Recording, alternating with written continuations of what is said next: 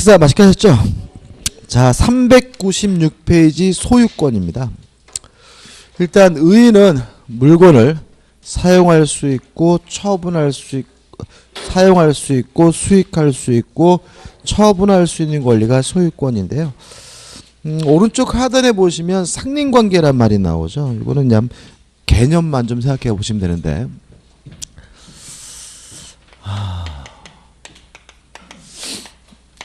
상린이라는 말 자체가 이 서로 상자거든요. 그래서 서로 인접한 부동산 간의 이용을 조절하는 관계를 우리가 상린관계라고 합니다. 말뜻은 수험적으로 우리가 주의하실 것은 뭐냐면 서로 인접한 부동산 간의 이용을 조절하는 관계니까 요 부동산을 이용하는 사람이라면 상린관계에 관한 민법 규정은 소유자든 지상권자든 전세권자든 임차권자든 상린관계에 관한 민법 규정은 다 적용이 됩니다. 솔직히 상린관계 가장 중요한 문제가 뭐냐면 층간소음 문제예요. 윗집에서 뭐죠? 새벽에 막 쾅쾅쾅쾅 뛰어다녀요. 그죠? 그러면 윗집하고 아래쪽하고 어떻게 해요? 인접돼 있죠? 그러면 그 부동산 간의 이용을 뭘 해야 돼요? 조절해야 되는데 요 층간소음과 관련된 그 규정이 가장 대표적인데요. 그런 건 시험에 내지는 않습니다. 넘겨보시면 나올 가능성이 있는 것은 뭐냐면 주의 토지 통행권이라는 게 중요합니다. 그래서 그러니까 우리가 보시면 이 물권법 강론 오면 이렇게 돼요. 점유권 한 문제, 소유권 한 문제, 지상권 한 문제, 전세권 한 문제, 유치권 한 문제, 저당권 한 문제 이렇게 각각 한 문제씩 내고요. 그 다음에 물권법 총론에서 한 두 문제 해가지고 총 8문제가 출제되거든요. 그래서 소유권도 한 문제 정도 출제를 합니다. 그래서 나올 만한 부분을 골라서 그러는데 첫 번째 나올 만한 게 뭐죠? 주의 토지 통행권이라는 게 나올 만합니다. 일단 개념부터 생각을 해보면요. 이런 문제입니다. 공로로 출입하는 것이 불가능하거나 또는 과다한 비용이 든다면 말 그대로 주위의 토지를 통행할 수가 있는데 이러한 권리를 주위 토지 통행권이라고 합니다. 여기서 좀 조심할 것은 뭐냐면 공로로 출입하는 것이 불가능하다 그러면 이게 뭐예요? 갇힌 땅이죠. 길이 없는 땅을 말하고요. 보통 길이 없는 땅을 뭐라 그러냐면 맹지라고 하죠. 그래서 우리가 갇힌 땅, 맹지는 어쩔 수 없이 도로로 나가기 위해서 남의 땅을 다닐 수 있는데 이러한 권리가 결국 뭐가 되냐면 주위 토지 통행권이 되는 거고요. 일단 어디로 다니냐 문제에 대해서 우리 민법은 손해가 가장 적은 장소로 통행하라고 있고요.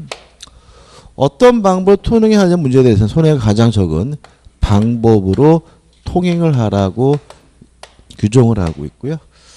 그 다음에 이러한 손해가 있다면 손해는 크든 작든 원칙적으로 보상을 해줘야 된다라고 민법에 규정해 두고 있습니다. 여기까지 적은 게 이제 민법의 규정이고요. 여기다가 살을 좀 붙이면 됩니다. 첫째, 주위토지 통행권은요. 공로를 출입하는 것이 불가능한 경우에 인정됩니다.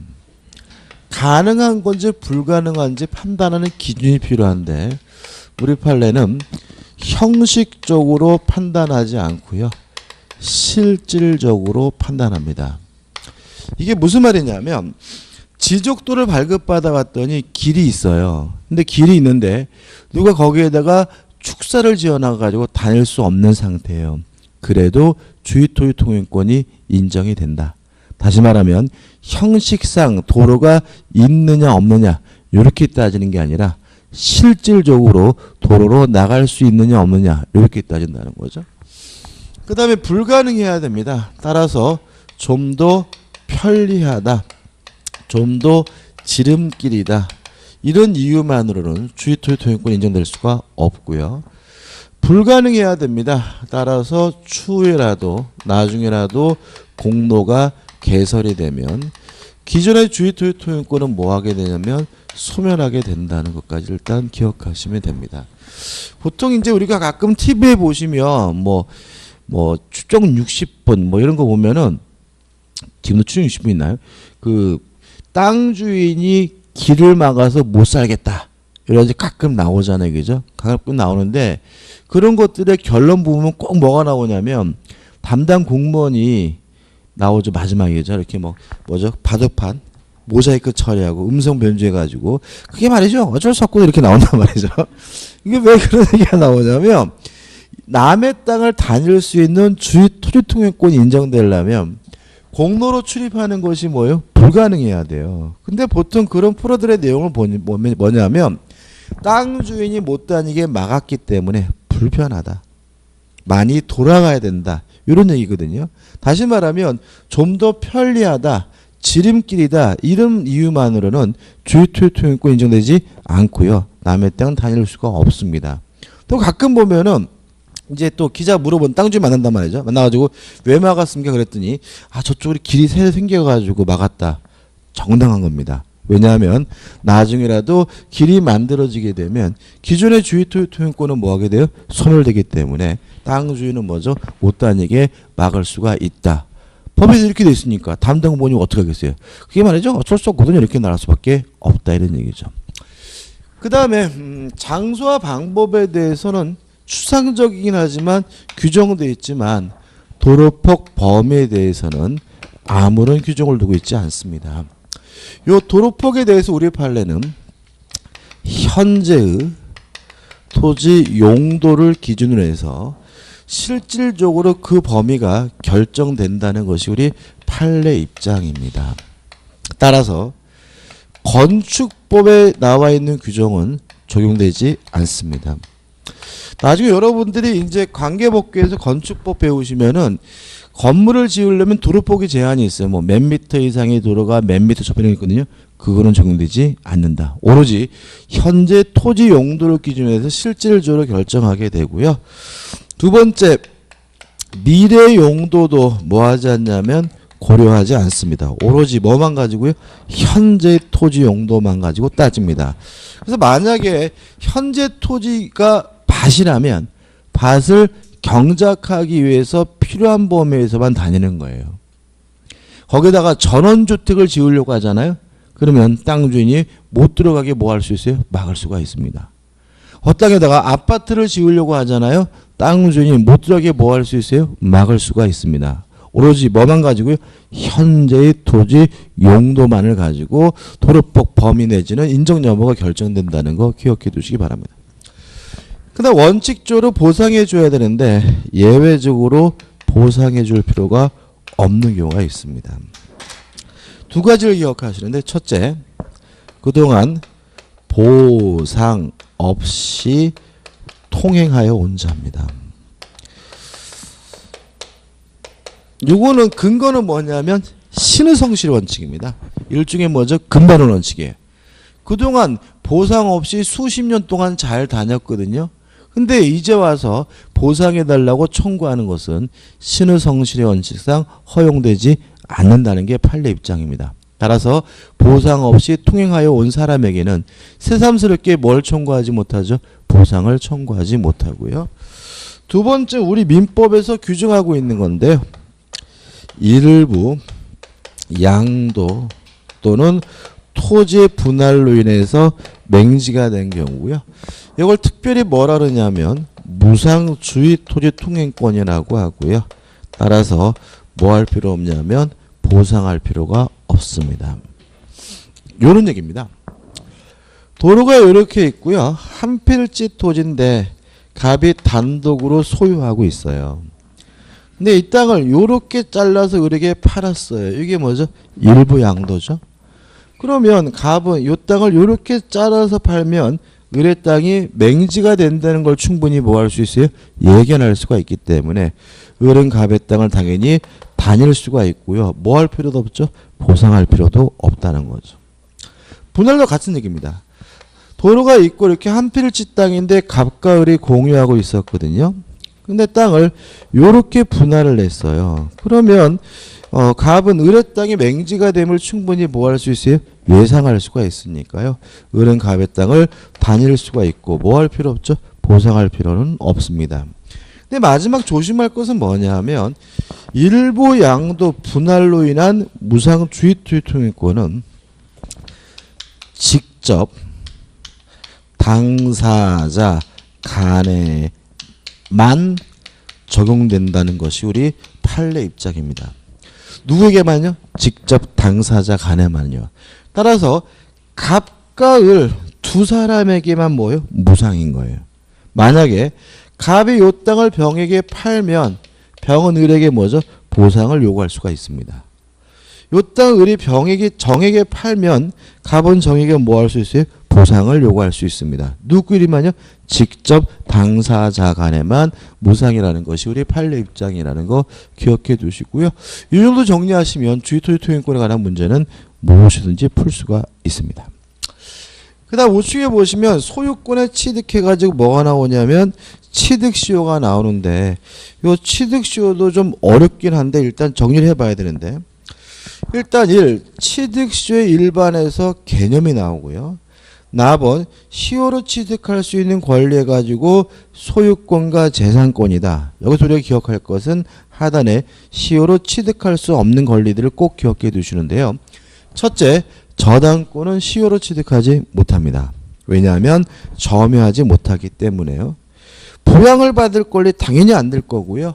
점유권, 유치권도 취득시효할 수가 없고 취소권, 함매권, 해지권과 같은 형성권 취득시효할 수 없고요. 채권도 취득시효할 수 없는데 여기서 꼭 기억해 둬야 될 건 뭐냐면 저당권입니다.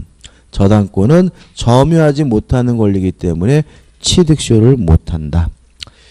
그 다음 2번 부동산 소유권의 취득시효의 대상해가지고 밑에 세 번째 줄 일부에 대한 취득시효도 인정된다. 다시 말하면 꼭 한 필지 토지에 되는 것은 아니고요. 일부에 대한 취득시효도 가능하고요. 그 다음에 넘겨보시면 자기 소유 물건에 대한 취득시효도 주장할 수가 있다. 자기에게 뭐가 있어요? 소유권이 있습니다. 다만 입증하기 번거롭다면 취득시효를 주장하는 것도 상관이 없다는 것이 판례 입장이고요. 그 다음에 도로공원 나오죠. 이건 뭐냐면 국유재산입니다. 국유재산 중에서 취득시효할 수 있는 물건은 일반 재산만을 취득시효할 수 있습니다. 그래서 마지막에 다만 행정재산 중 일반 재산은 대상이 된다 이렇게 나와 있잖아요. 근데 이 일반 재산이라는 말이 과거에는 잡종재산이라고 불리던 건데 잡종하면 어감이 더럽다 그래가지고 국유재산법을 개정해가지고요 일반 재산으로 바꿔놨어요. 그래서 결국은 용도가 특별히 지정되지 않은 뭐만요? 일반 재산만 취득시효할 수 있다는 것까지 기억해 두시면 돼요. 여기까지 앞쪽이죠. 자, 한번 정리해볼게요. 여기까지. 일단 취득시효할 수 있는 권리는 뭐죠? 소유권과 뭐죠? 재산권이다. 뭐는 취득시효 못하죠? 저당권은 취득시효 못한다.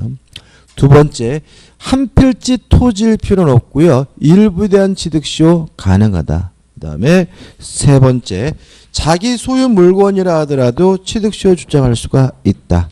네 번째, 국유재산 중에서는 일반 재산만 뭐 할 수 있죠? 취득시효할 수 있다까지 이 네 가지만 꼭 기억해 두시 바라고 내용으로 들어갑니다. 원래 취득시효가 두 가지가 있습니다. 점유 취득시효와 등기부 취득시효가 있는데요. 실제로 그 등기부 취득시효는 안 내요. 그래서 점유 취득시효만 확실하게 정리하면 되는데 점유 취득시효는 이런 문제입니다.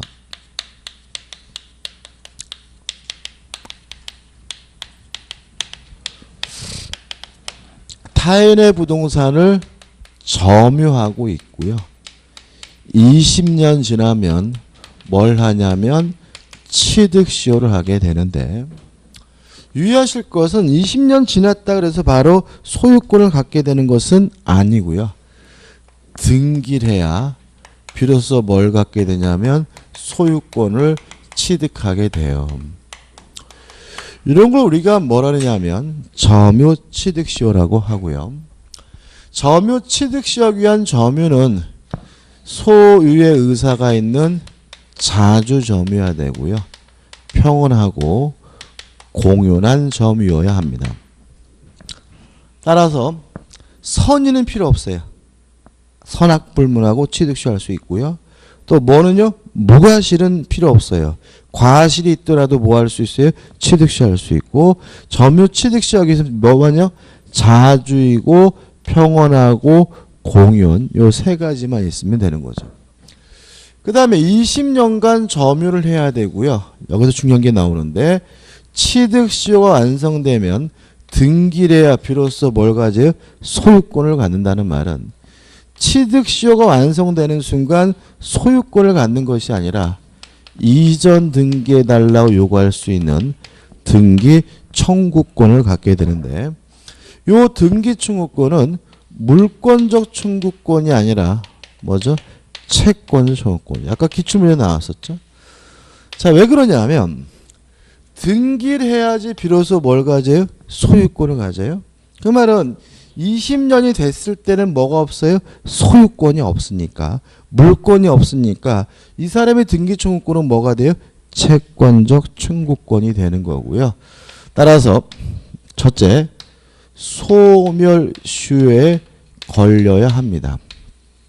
다만 점유를 계속하고 있다면 소멸시효 걸리지 않습니다. 왜냐하면 취득시효 완성자가 점유를 계속하는 것은 아까 말씀드린 것처럼 뭐하고 있는 거죠? 권리를 행사하고 있는 것이니까 뭐에 걸리지 않아요? 소멸시효 걸리지 않고요. 두 번째, 등기 청구의 상대방인데 취득시효 완성 당시 소유자가 등기 청구의 상대방입니다. 이게 굉장히 중요합니다. 이게. 자, 이런 얘기입니다. 오늘 밤 자정이 20년이 되는 시점이에요. 오늘 밤 자정에. 지금 몇 시죠? 1시 20분인데 그러면 현재 저에게 등기 청구권이 있어요? 없어요? 아직은 없는 거죠. 오늘 밤 자정에 대해 저에게 뭐가 생겨요? 등기 청구권인 채권이 생기잖아요. 그러면 결국은 그 상대방도 오늘 밤 자정에 뭐인 거예요? 소유자인 거예요. 이해되시나요? 따라서 등기는 누구에게 청구할 수 있냐면 20년 취득시효 완성 당시 소유자에게만 뭐 할 수 있냐면 청구할 수가 있는 것이기 때문에 첫째, 취득시효 완성 전에 소유권을 취득한 사람에게는 등기를 청구할 수가 있지만 취득시효 완성 후 소유권을 취득한 사람에게는 등기를 청구할 수가 없다. 이렇게 되는 거죠. 항상 나오면 여기서 답을 잡습니다. 자, 한번 생각해보죠. 이런 얘기입니다. 자, 요 시점에서 점유를 시작해가지고요. 20년이 됐어요. 등기는 갑앞에 되어 있고 점유는 뭐죠? 의뢰하고 있는 상태인데 20년이 되는 순간 을에게 뭐가 생기는 건 아니에요? 소유권이 생기는 것은 아니고 이전 등기해달라 요구할 수 있는 뭐가요? 등기 청구권이 생기는데 누구한테만 청구할 수 있죠? 20년이 완성될 당시 소유자에게 청구할 수 있는 거잖아요. 그러면 17년 됐을 때 갑에서 병으로 소유권이 넘어갔다면 완성될 당시 소유자는 누구죠? 병이니까 병에게 뭐 할 수 있겠어요? 등기를 청구할 수가 있겠죠. 따라서 취득시효 완성 전에 소유권을 취득한 사람에게는 뭐 할 수 있는 거죠? 등기를 청구할 수가 있는 거죠. 근데 만약에 21년 돼가지고 병에서 정으로 소유권이 넘어갔다면 완성될 당시의 소유자는 누구죠? 병이니까 병에게만 뭐 할 수 있어요? 등기를 청구할 수 있으니까 취득시효 완성 후 소유권을 취득한 사람에게는 뭐 할 수 없는 거죠? 등기를 청구할 수가 없는 거죠. 이해되시죠? 그죠? 이게 왜 시험 문제 나오면 이게 답이겠어요? 우리가 상식적으로 빨리 하면 유리하다 생각 같거든요. 그죠? 빨리 하면 뭐라고요? 좋다고요. 근데 문제 여기서는 빨리 산 사람은 을에게 먼저 땅을 뭐요? 뺏기고 늦게 산 사람은 안 뺏기죠. 그잖아요, 결론이. 그러니까 이게 상식적이지 않은 것처럼 느껴진다고. 그러니까 잘 내는데 아무튼 등기는 누구라고요? 20년이 완성될 당시에 소유자에게만 뭐 할 수 있습니까? 청구할 수가 있습니다. 그죠? 그 다음 효과입니다. 자, 등기를 하게 되면 소유권을 취득하는데요. 소급표가 있습니다.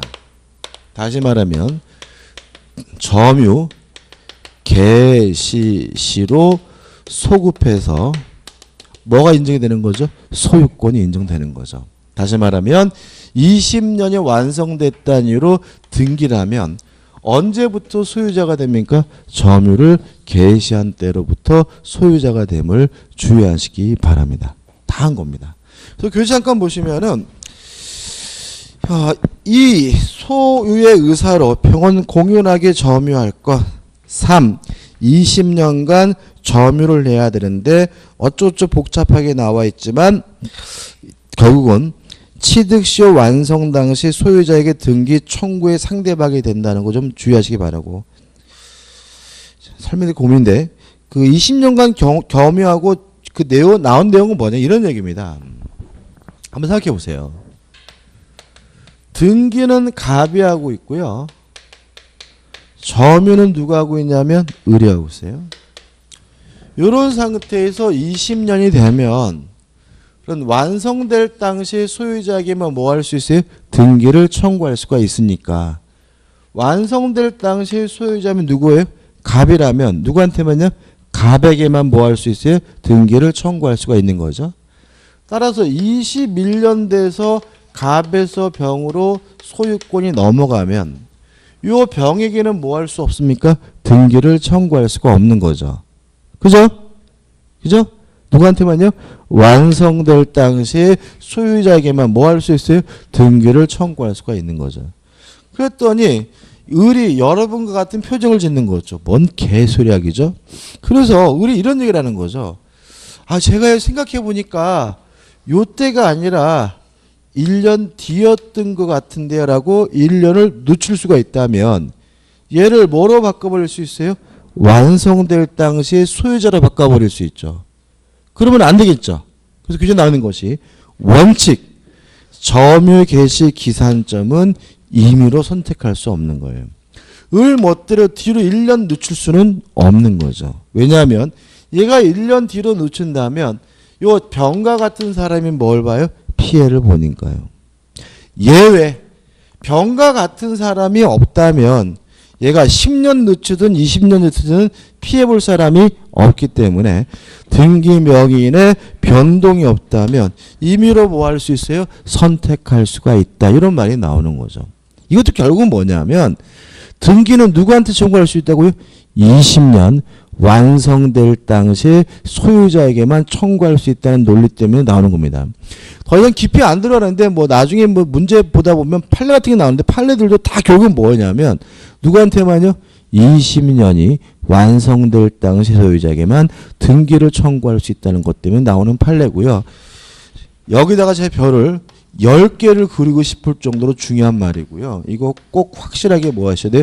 기억해 두셔야 돼요. 이게 뭐죠? 한 문제짜리입니다. 이게 결국은 취득시효에 관한 모든 문제를 다 담고 있는 문제니까 잊지 마시고 싫어도 뭐 하셔야 돼요? 받아들이셔야 됩니다. 끝입니다.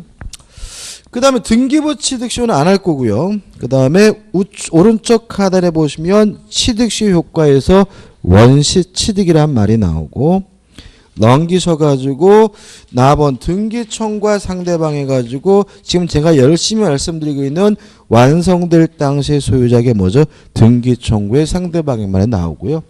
답은 소급표가 있다 그랬죠? 등기라면 언제부터 소유자가 됩니까? 점유를 개시한 때로 소급해서 소유자가 됩니다. 그 다음에 취득시효에 대해서도 소멸시효와 마찬가지로 중단, 정지 제도가 인정되고 있습니다. 이런 얘기겠죠. 이런 얘기.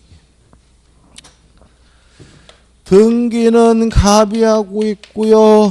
저묘는 을이 하고 있습니다. 이런 상태 몇 년 됐냐면 17년째예요.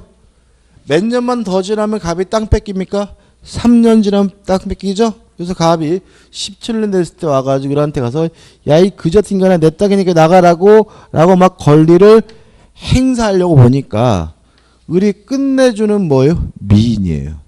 한눈에 반해서 둘이 뭐였어요? 혼인을 하면 취득시효가 뭐가 돼요? 정지가 됩니다. 그죠? 그래서 20년, 30년, 40년 되더라도 을은 취득시효가 완성되지를 않아요. 왜 그런 거죠? 와이프가 점유자면 나가라고 못하잖아요. 권리 행사가 뭐죠? 불가능한 상태에 빠지기 때문에 취득시효가 뭐가 돼요? 정지가 되고요. 아니면 그런 거 없이 그냥 어떻게 해요? 나가라고 막 지랄거렸어요. 권리를 뭐가 돼요? 행사라면 소멸시효가 뭐가 돼요? 중단되기 때문에 요때부터 또다시 몇 년이 필요한 거죠?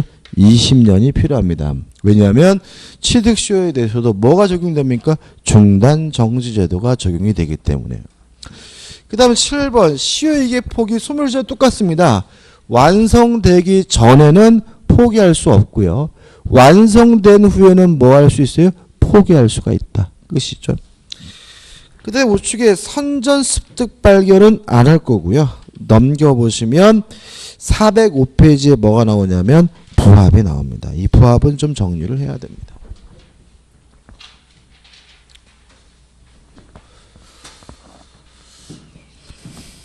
부합이라는 말은 뭐냐면요. 결합됐다는 얘기입니다. 결합이 돼가지고요. 분리할 수가 없어요. 또는 분리하는 것이 가능하지만 과다한 비용이 든다면 달라붙은 물건의 소유자를 정하게 되는데 이걸 우리가 뭐라냐면 부합이라고 합니다. 일단 첫째 기억할 것은 부동산과 동산이 달라붙어서 떨어지질 않으면요. 부동산 소유자가 달라붙은 물건의 소유권을 갖습니다. 조심할 것은 가치는 고려하지 않아요. 부동산이 5천만 원, 동산이 2억. 그래도 누구 거가 돼요? 부동산 소유자 거가 됩니다. 두 번째, 동산과 동산이 달라붙어서 떨어지질 않으면 원칙적으로 두 물건 중에서 주된 물건의 소유자가 달라붙은 물건의 소유권을 갖습니다. 다만 어떤 것이 주된 것이고 종된 것인지 구별할 수가 없을 때는 이때는 가액의 비율에 따라서 공유하게 됩니다. 그 다음에 세 번째로 부동산과 부동산이죠. 요것 때문에 지금 제가 부합을 설명드리고 있습니다. 부합에 대해서는 독립된 문제로 출제되지는 않고요. 우리가 뒤에서 배울 뭐 전세권이다, 임차권이다, 저당권이다, 다른 것과 결합돼서 출제하게 되는데 일단 올해도 시험 문제 나왔는데 부동산끼리 달라붙어서 떨어지질 않으면요. 원칙적으로 부합합니다. 다만 달라붙은 부동산이 구조상, 이용상 독립성이 있으면 이때는 부합하지 않는다는 것이 판례 입장입니다. 이게 뭔 소리냐면요. 부동산끼리 부합 달라붙는 경우는 어떤 경우가 있어요? 증축된 경우가 있죠. 그죠? 1층을 2층으로 증축을 하면 물론 1층도 뭐요? 부동산이고 2층도 뭐죠? 부동산인데 2층을 뭐 할 수는 없어요? 분리할 수는 없잖아요. 그죠? 그럼 이런 얘기입니다. 갑이 소유하고 있는 건물을 을이 2층으로 증축을 했어요. 그럼 누구 거냐에 대해서 원칙적으로 부합한다는 말은 원래 부동산 소유자는 누구 거가 돼요? 갑의 것이 된다는 얘기고요. 다만 증축된 부분이 뭐가 있으면요. 구조상, 이용상 독립성이 있으면 부합하지 않는다는 말은 증축한 누구 것이에요? 을의 것이 된다는 얘기입니다. 참고로 독립성이 있는지 없는지 판단하는 가장 중요한 기준은 출구의 독립 문제입니다. 만약에 2층으로 올라가기 위해서 1층을 통해서 올라가면요. 이거는 원칙에 따라서 뭐 한 거예요? 부합된 거예요. 근데 만약에 2층이 독립된 뭘 가지고 있어요? 출구를 가지고 있다면 일반적으로 구조상 유형상 독립성이 있다는 이유로 뭐 시키지 않습니까? 부합시키지 않게 됨을 주의하시 바라고 이 부분은 꼭 기억해 두셔야 돼요.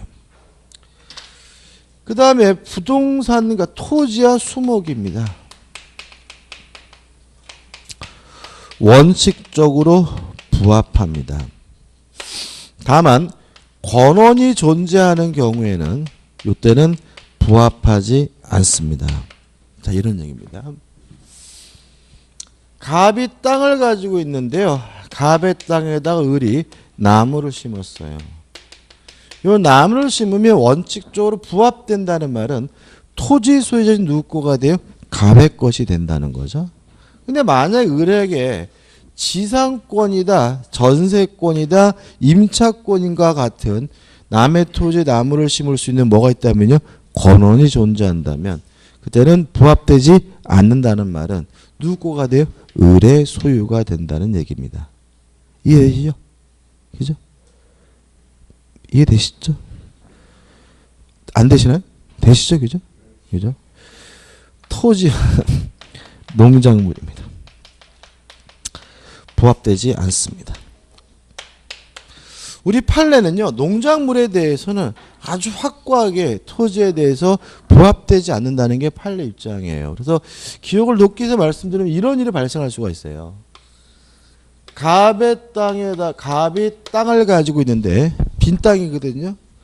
근데 어느 날 동네 할머니가 허락도 없이 갑의 땅에다가 배추씨를 심어서 배추가 몽골몽골 뭐 나왔냐면 기어 나오면 누구 거란 얘기죠? 을 거란 얘기죠. 뭐 되잖아요? 부합되지 않으니까요. 따라서 갑이 어느 와서 봤더니 자기 땅에 누가 배추를 심어놨어요. 열받아서 갈아엎어 버렸어요. 그러면 민사 문제를 떠나가지고 형사처벌 받습니다. 손괴죄가 됩니다.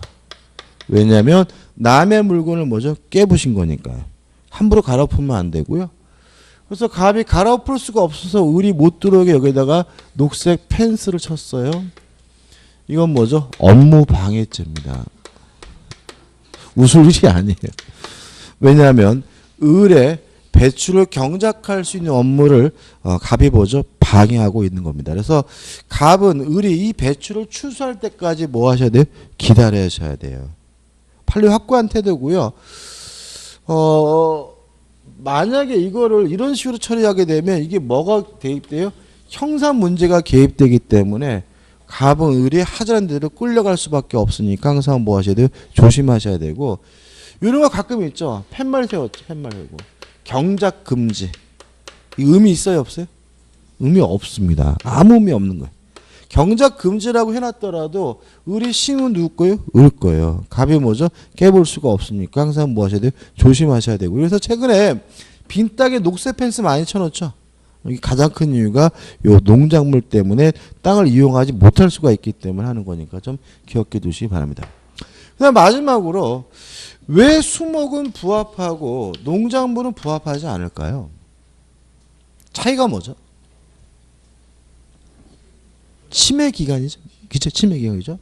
나무는 뭐죠? 수십 년 가는데 농작물은 1년도 안 가죠. 다시 말하면 이 배추밭의 배추가 네 건지 내 건지 싸움이 나가지고 재판 붙을 때 판결 날 때쯤이면 이미 뭐죠?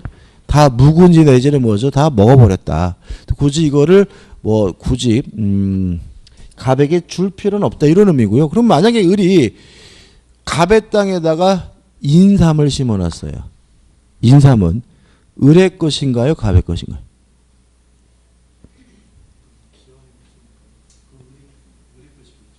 인삼은 길죠.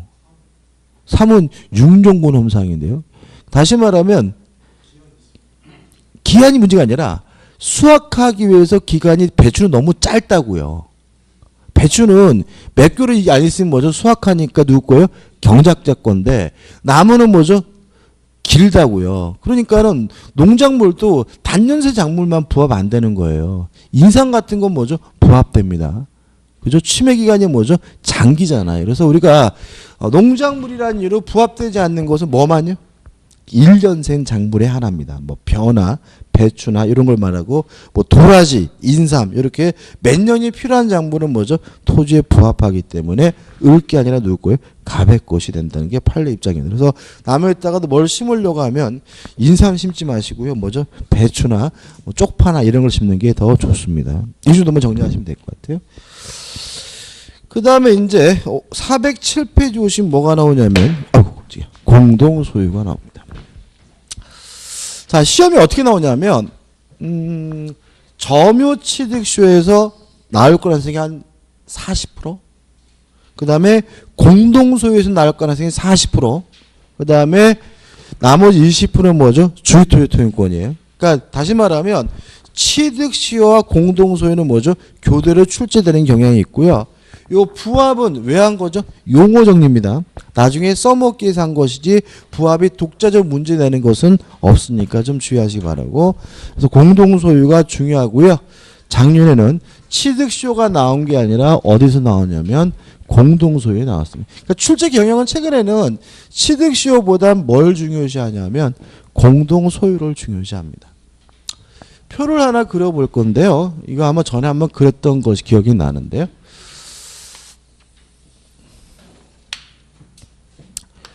공동소유가 세 가지가 있습니다.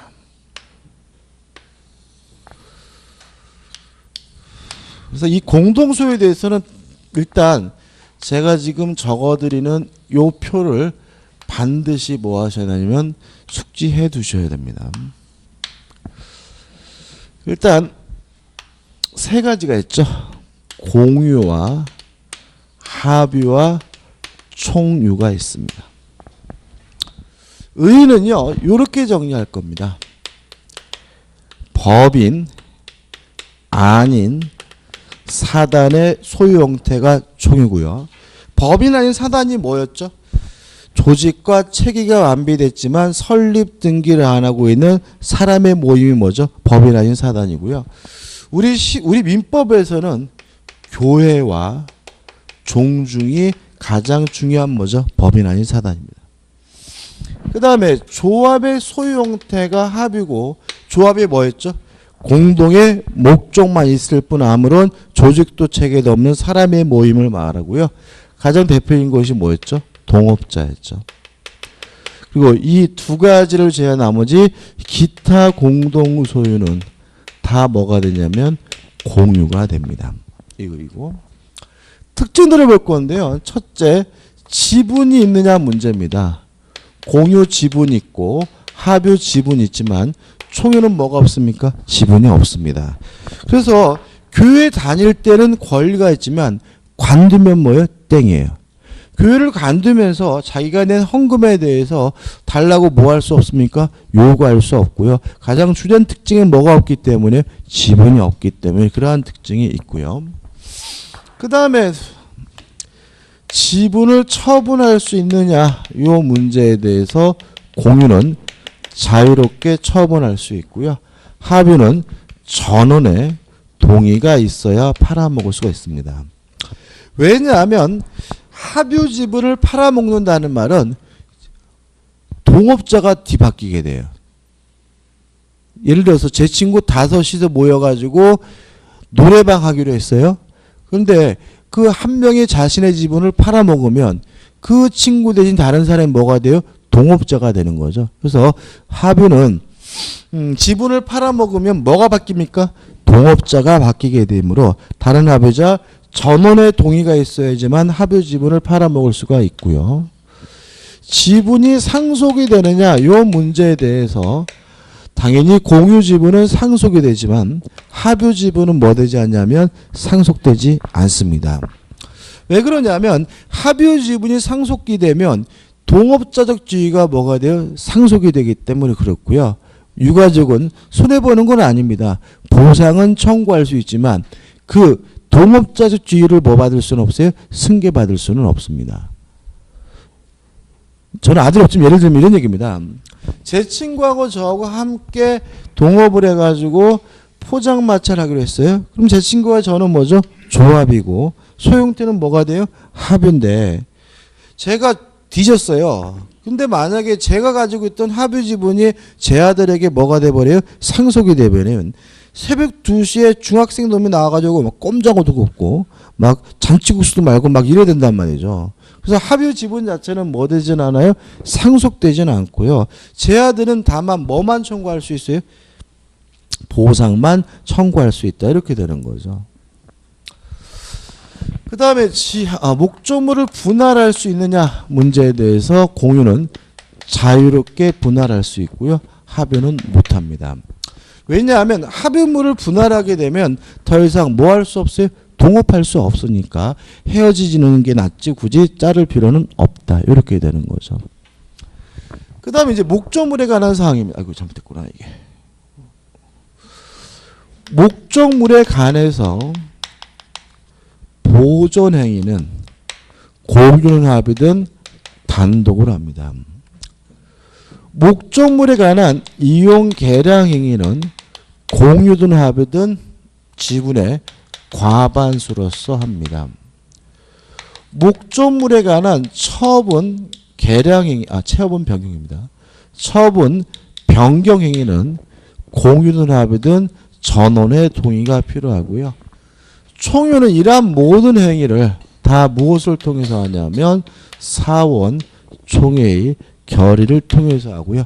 특히 보존행위도 총유물에 대해서는 무엇을 통해서요? 사원 총회의 결의를 통해서 한다는 거 꼭 기억해 두시기 바랍니다. 됐죠? 자, 여기까지 약속이죠. 자, 이거 꼭 기억하셔야 되고요. 그 다음에 이제 합의에서는 합의나 총유 이 정도만 기억하시면 돼요.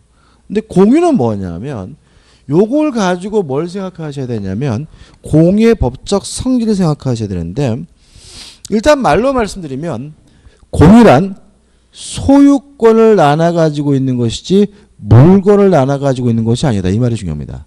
공유란 뭘 나눠 가지고 있습니까? 소유권을 나눠 가지고 있는 거고요. 뭘 나눠 가진 게 아닙니까? 물건을 나눠 가진 것이 아닙니다. 왜 그러냐면 이런 문제입니다. 자동차가 있는데 이 자동차를 가불병 세 사람이 공유하고 있는데 지분이 각 3분의 1인데 이 3분의 1이라는 개념을 만약에 자동차를 3분의 1씩 나눠 가지고 있는 거다라고 이해된다면 자동차는 아무짝에도 쓸모가 없죠. 갑은 본네트 열었다 닫았다 그죠? 의리 좀 낮죠? 탔다 내렸다. 병이질 환장합니다. 트렁크 열었다 닫았다. 아무 의미 없는 거잖아요. 그래서 이 3분의 1이라는 것은 뭐가 3분의 1이라는 거예요? 소유권이 3분의 1인 것이고 자동차에 대해서는 3분의 1이 아니라 어떻게 해요? 전체에 대한 권리라는 얘기죠. 그럼 이렇게 됩니다. 공유 지분이란 소유권에 대해서는 일부지만 목적물에 대해서는 전부에 대한 권리라는 점이죠. 따라서 소유권에 대해서는 일부니까 손해배상을 청구하거나 또는 부당이득 반환을 청구할 때는 이때는 전부에 대해서 청구하는 것이 아니라 지분 범위 내에서 청구하게 되고요. 목적물에 대해서는 전부에 대한 권리이므로 반환을 청구하거나 방해, 배제를 청구하는 것은 지분 범위 내에서 하는 것이 아니라 어떻게 해요? 전부에 대해서 반환 청구하고 전부에 대해서 반항의 배제를 청구한다는 얘기죠. 여기까지 아시겠죠? 여기까지 기억할 거예요. 여기까지 다 거예요. 이제 뭐 할 거냐면 연습입니다. 연습. 요 가지 연습. 자, 몇 가지 할 거냐면 네 가지 할 건데 첫째, 연습이라는 말은 이거 외우는 게 아니라 어떻게 논리를 쫓아오라는 얘기죠. 토지가 있는데요. 갑과 을이 공유하고 있고 각 지분은 2분의 1인데 병이 불법으로 점유하고 있어요. 이때 갑은 병에게 단독으로 반환을 청구할 수가 있습니다. 왜냐하면 제3자가 불법으로 점유하고 있을 때 그 사람을 쫓아내는 것은 보존행위고 보존행위는 뭐죠? 단독으로 할 수가 있으니까요. 자, 단독으로 2분의 1을 반환 청구하나요? 전부를 반환 청구하나요? 전부에 대해서 반환을 청구합니다. 왜냐하면 공유지분은 목적물에 대해서 뭐예요? 전부에 대한 권리이기 때문에요. 다만 병에 대해서 손해배상을 청구하고 부당이득 반환을 청구하는 것은 전부에 대해서 하는 것이 아니라 어떻게 2분의 1만 청구할 수가 있습니다. 왜냐하면 소유권에 대해서는 뭐예요? 일부기 때문에 손해배상이나 부당이득 반환은 어느 범위 내에서요? 지분 범위 내에서만 청구할 수가 있으니까요. 이해되시죠? 그죠? 가장 쉬운 예고 가장 간편한 예인데 시험에는 뭐죠? 제일 많이 나옵니다. 두 번째. 갑과 을이 공유하고 있고 지분이 각 2분의 1인데 갑이 혼자 이 토지를 점유하고 사용 수익하고 있어요. 이때 을은 갑에게 전부에 대한 반환을 청구하는 것이 가능합니다. 일단 2분의 1이라는 것은 소유권의 2분의 1이고요. 토지에 대해서는 을도 뭐죠? 전체에 대한 권리거든요. 다시 말하면 갑과 을이 공유하는 이 자동차를 맨날 갑만 혼자 타고 다녀요. 그럼 을도 갑에게 뭐라 그랬습니까? 야, 이 거지 같은 놈아, 나 좀 타자 그러겠죠. 자동차 어딜 달라는 얘기예요? 전부. 왜 이런 논리 생긴다고요? 공유지분은 목적물에 대해서는 어디에 대한 권리예요? 전부에 대한 권리이기 때문에 그렇습니다. 그 다음에 부당이득 반환은 어느 범위 내에서요? 지분의 2분의 1에 대해서만 청구할 수가 있습니다. 끝이죠. 세 개만 할게요. 세 개만. 표정들 어두워지셔서. 자, 토지가 있는데요. 갑의 지분이 4개 되겠다. 3분의 2. 을의 지분이 3분의 1이에요. 근데 갑이 이 토지를 전체를 점유하고 사용 수익하고 있다면 을은 갑에게 반환을 청구할 수는 없습니다. 왜냐하면 목적 토지를 점유하고 사용하는 것은 이용행위이기 때문에 지분의 뭐로서 결정하죠? 과반수로 결정하겠죠.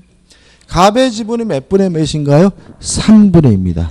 따라서 갑은 과반수를 넘고 있기 때문에 갑은 나 혼자 이 토지를 사용 수익하겠다는 건 뭐죠? 가능하고요. 따라서 을은 갑에게 반환 청구할 수는 없습니다. 다만 3분의 1 범위 내에서 뭐만 청구할 수 있는 거죠? 부당이득 반환만 청구할 수가 있습니다. 그래서 이거하고 이거 굉장히 다르죠. 왜냐하면 갑의 지분은 뭐죠? 딱 반. 2분의 1밖에 안 되니까 그렇고요. 갑의 지분은 뭐죠? 3분의 2. 뭘 넘었어요? 과반수를 넘었기 때문에 그런 거죠. 이해되시죠? 그죠? 그래서 우리가 영화 같은 거 보면은 50%하고 지분이 50.00001%하고는 완전 다른 거예요. 50%는 뭐예요? 반수죠. 가반수가 아니죠. 못들은 못해요. 근데 50.00001%가 되면 뭐가 돼요? 과반수가 되기 때문에 뭐들을 할 수 있기 때문에 거기서 아주 미묘한 차이가 생기니까 주의하시기 바라고요. 네 번째입니다. 갑의 지분이 3분의 2고요. 을의 지분이 3분의 2인데 병이 요 토지를 점유하고 사용 수익하고 있어요. 물론 만약에 병의 점유가 불법한 점유라면 을도 병에게 전부에 대한 반환 청구할 수 있고요. 3분의 1 범위 내에서 뭐죠? 부당이득 반환 내지는 불법 행위는 손해배상을 청구할 수가 있는데 만약에 병이 갑과의 임대차 계약에 의해서 임차인으로서 사용 수익하고 있다면 을은 병에게 아무것도 청구할 수가 없습니다. 왜냐하면 제3자에게 임대하는 행위는 무슨 행위죠? 이용행위고요. 어떻게 결정합니까? 지분의 과반은 수로서 결정하죠. 동의하시죠? 그죠? 갑의 지분은 몇 분의 몇입니까? 3분의 2. 독자적 병에게 뭐 할 수 있어요? 임대할 수 있고요. 이 병은 아무리 흠이 없는 뭐예요? 적법한 임차인입니다. 따라서 을은 병에게 아무것도 청구할 수는 없어요. 이 갑에게 부당이득 바나만 뭐 할 수 있어요? 청구할 수 있음을 주의하시기 바랍니다. 올해는 뭐죠? 여기서 답이 나왔어요. 여기서. 그죠? 그래서 이것도 외우는 게 아니라 논리를 뭐 하셔야 돼요? 쫓아오셔야 되겠죠? 논리랑 간단합니다. 요거, 그죠? 요거하고. 보존행위는 뭐죠? 단독으로. 이용행위는 뭐죠? 지분의 과반수로. 그죠? 그 다음에 요거. 공유지분이란 소유권에 대해서 뭐예요? 일부지만 목적물에 대해서 뭐예요? 전부다. 요거 가지고 결합시켜서 사례를 하는 거니까 한번 여러분 따져보셨으면 좋겠어요. 끝입니다. 더 이상 안 할 거고요. 올해 시험 문제 한번 풀어볼게요. 412페이지 오시면 뭐가 나오냐면 기본 확인 문제가 나옵니다. 공유에 관한 설명을 옳지 않은 것은 1번 공유물의 보존행위는 공유자 각자가 할 수 있다. 맞죠? 이거잖아요. 그죠? 보존행위는 뭐죠? 단독으로. 2번 공유자는 다른 공유자의 동의 없이 공유물을 처분하거나 변경하지 못한다. 맞죠? 왜요? 처분 변경은 뭐죠? 전원의 동의가. 3번 소수 지분의 공유자는 가반수 지분의 공유자로부터 사용 수익을 허락받은 점유자. 예죠? 병이죠? 가반수 지분의 공유자로부터 사용 수익을 허락받은 점유자라는 말은 가반수 지분권자 뭐 한 사람이에요? 임대차 계약을 한 사람이고요. 이 사람에게는 아무것도 청구하지 못하므로 점유, 배제를 청구할 수 있다는 지문은 뭐죠? X가 되는 거죠. 다시 한번 해볼까요? 소수 지분의 공유자는 누굽니까? 을이죠. 과반수 지분의 공유자 누굽니까? 갑이죠. 로부터 사용 수익을 허락받은 점유자 누굽니까? 병에 대해서는 아무것도 뭐 할 수 없어요? 청구할 수가 없으므로 답은 뭐죠? 3번이 되는 거죠. 4번 건물의 공유자가 상속인 없이 사망한 경우 그 지분은 다른 공유자의 각 지분의 비율로 귀속한다. 맞는 지분이 이거 우리가 공유 지분의 탄력성이라고 하는데 이건 기억해 두시면 되고요. 5번 건물의 공유자가 공동으로 건물을 임대하고 보증금을 수령한 경우 특별한 사정이 없는 한 그 보증금 반환 채무의 성질상 불가분 채무에 해당한다. 맞는 지문인데 좀 설명을 드리면 이런 문제입니다. 자, 여기서 보시면 을이 병에게 반환을 청구할 수는 없죠. 그죠? 그죠? 병한테 뭐 할 수 없다고요? 나가라고 할 수는 없다. 이해하시죠? 그 대신 요 을은 갑에게 뭘 청구할 수 있습니까? 부당이득 반환을 청구할 수 있는데 예를 들어서 병이 갑에게 보증금 3분이니까 1억 5천을 받았어요. 그리고 월세를 차임을 얼마씩 받냐면 200만 원씩 받고 있어요. 이런 경우에 을은 갑에게 보증금에 대해서는 부당이득 반환 청구할 수가 없습니다. 월세 차임에 대해서만 3분의 1 범위 내에서 부당이득으로서 뭐 할 수 있냐면 반환을 청구할 수가 있습니다.